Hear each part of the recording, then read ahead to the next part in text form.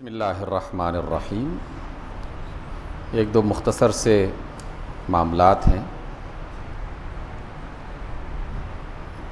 ایک تو آج جو میں نے اعلان کیا کھانے کے حوالے سے، اس کے بارے میں کچھ احباب یا کچھ دوستوں کا یہ خیال تھا کہ کیا اس طرح کا طریقہ درست طریقہ ہے، کیا اسے اختیار کرنا چاہیے کہ نہیں کرنا چاہیے۔ تو میں نے جہاں تک قرآن و سنت کا مطالعہ کیا اور پھر حرمین شریفین میں جس طریقے سے عمل چلتا رہا ہے، اس کی روشنی میں سب سے بہتر طریقہ تو یقیناً مسلم معاشرے میں معاشی ناہمواری کو ختم کرتے ہوئے ہر شخص کو عزت کے ساتھ رزق فراہم کرنا، روزی کمانے کے وسائل مہیا کرنا، ہر شخص کو اس کے گھر میں اس کے کھانے پینے اور بنیادی ضرورتوں کو پورا کرنے کا اہتمام کرنا، یہ اس مسلم معاشرے اور اسلامی حکومت کی ذمہ داری ہے۔ لیکن اگر ایسا موجود نہ ہو تو پھر قرآن کی بہت ساری آیات ہمیں یہ بتا رہی ہیں کہ فقراء، مساکین، سائلین، مسافرین، ان کو کھانا کھلانا، ان کے لیے پانی پینے کا اہتمام کرنا، ان کی بعض بنیادی ضرورتوں کو پورا کرنا، یہ عمل اللہ تعالیٰ کو بہت زیادہ پسند ہے۔ اور خود رسول اللہ صلی اللہ علیہ وسلم اور آپ کے جو اصحاب تھے وہ اس عمل کو گاہے بگاہے کیا کرتے تھے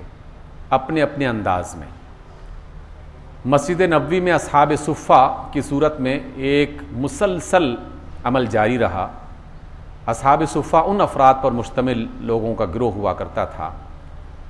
جو کسی نہ کسی وجہ سے کاروبار نہ کر سکتے ہوں، یا کاروبار انہیں ملتا نہیں تھا، یا ان میں کچھ طلبہ بھی اور غریب افراد اس میں، تو ان کے کھانے پینے کا اہتمام اہل مدینہ عام طور پر کیا کرتے تھے۔ قرآن میں بھی اس کا ذکر کیا کہ وَيُطْعِمُونَ الطَّعَامَ عَلَىٰ حُبِّهِ مِسْكِينًا وَيَتِيمًا وَأَسِيرًا، کہ اہل ایمان وہ ہیں جو اللہ کی محبت میں مسکین، یتیم، قیدیوں کو کھانا کھلایا کرتے ہیں۔ اور ایسے لوگوں کی مذمت کرتے ہوئے بھی اللہ تعالیٰ نے اس بات کا ذکر کیا کہ ہلاکت ہے ان لوگوں کے لیے جو کھانا کھلانے کی ترغیب نہیں دیتے، یتیموں کو کھانا کھلانے کی ترغیب نہیں دیتے، یا مسکینوں کو کھانا کھلانے کی ترغیب نہیں دیتے۔ اس کا بھی ذکر ملتا ہے۔ ویسے تو پورے معاشرے کا ایک منظم سلسلہ ایسا ہونا چاہیے کہ کسی شخص کو ضرورت نہ پیش آئے، لیکن جس طرح کے حالات ہیں اس میں اگر ہم کسی بھی فرد کو ایک وقت کا کھانا بھی مہیا کرنے میں اپنا کچھ حصہ ڈال سکیں تو یقیناً یہ ایک اچھا طریقہ ہے۔ اس کے لیے پھر مسجد کے کچھ لوگوں نے باہم مشورہ کیا اور کہا کہ باوقار اور عزت کے طریقے سے جو مسجد میں کچھ ایسے لوگ آ جاتے ہیں جو آس پاس مزدوری کے لیے بھی بعض اوقات یہاں آتے ہیں، لیکن دن بھر بیچارے پریشان رہ کر مزدوری انہیں نہیں ملتی، تو انہیں ہفتے میں کم از کم ایک دن کھانے کا اہتمام اگر کر دیا جائے تو ہماری طرف سے ایک حصہ پڑ جائے گا۔ لیکن اس کو اس طرح کا سلسلہ نہیں بنانا کہ یہاں پر ایک فقیروں کی ایک قطار لگ جائے اور ایک تانتا بن جائے اور ایک ہڑبونگ اور ہنگامہ اس میں کھڑا ہو جائے۔ اور اس میں ایسا بھی نہیں ہے کہ کام چور اور کام نہ کرنے والے لوگ وہ بھی اس سے استفادہ کریں۔ کوشش یہ کی جائے گی کہ ساتھ ساتھ تعلیم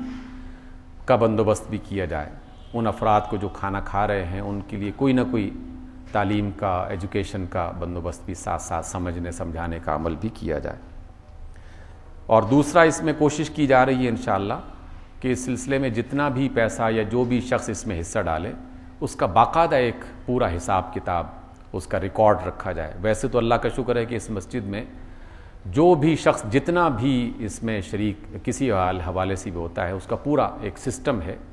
اس کا آڈٹ کیا جاتا ہے، اور جب بھی کوئی شخص اس کو دیکھنا چاہے وہ اس کا حساب کتاب دیکھ سکتا ہے، تاکہ جن لوگوں نے جس مقصد کے لیے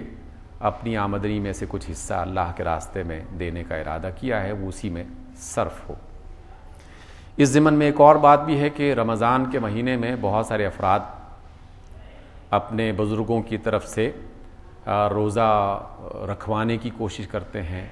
یا اس میں فدیہ دینے کا عمل ان کی طرف سے ہوتا ہے تو وہ لوگ بھی اس میں شریک ہو سکتے ہیں۔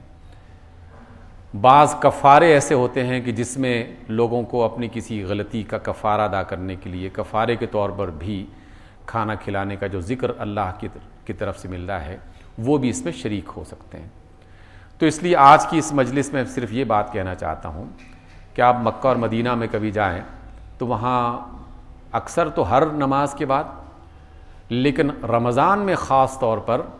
افطاری کے موقع پر اس بات کا اہتمام کیا جاتا ہے، مسجد کے اندر بھی مسجد کے باہر بھی۔ تو اس وجہ سے یہ خیر کا کام ہے، اس میں کوئی الجھاؤ نہیں ذہن میں رکھنا چاہیے، اور ہم اس کو عام وہ درباروں میں جو ایک سلسلہ بن جاتا ہے جس میں وہاں کے مقامی جو دربار کے گدی نشین ہوتے ہیں وہ بھی اس میں سے حصہ وصول کرتے رہتے ہیں۔ کوشش کریں گے انشاءاللہ اللہ تعالیٰ کی توفیق سے کہ اس طرح کی کوئی خرابی اس کے اندر موجود نہ ہو، خالصتاً اللہ کے بندوں کے لیے جو ضرورت مند اور محتاج ہیں ان کے لیے اس خیر کا اہتمام کیا جائے، اور ساتھ ساتھ ان کی تعلیم و تربیت کا بھی سلسلہ انشاءاللہ جاری رکھا جائے گا۔ رمضان میں خصوصی طور پر قرآن مجید کے دروس کا اہتمام کرنے کا ارادہ ہے، اور ایک اور بھی ارادہ ہے کہ ہم آن لائن کچھ ایسے سلسلے شروع کریں۔ تو آپ حضرات میں سے جو لوگ بھی اپنے اپنے گھروں میں آن لائن قرآن مجید سے استفادہ کرنا چاہیں تو وہ اس سے انشاءاللہ استفادہ کر سکتے ہیں۔ آپ لوگ دعا کیجئے کہ اللہ تعالی ہمیں اس بات کی توفیق دے اور ہمت عطا فرمائے۔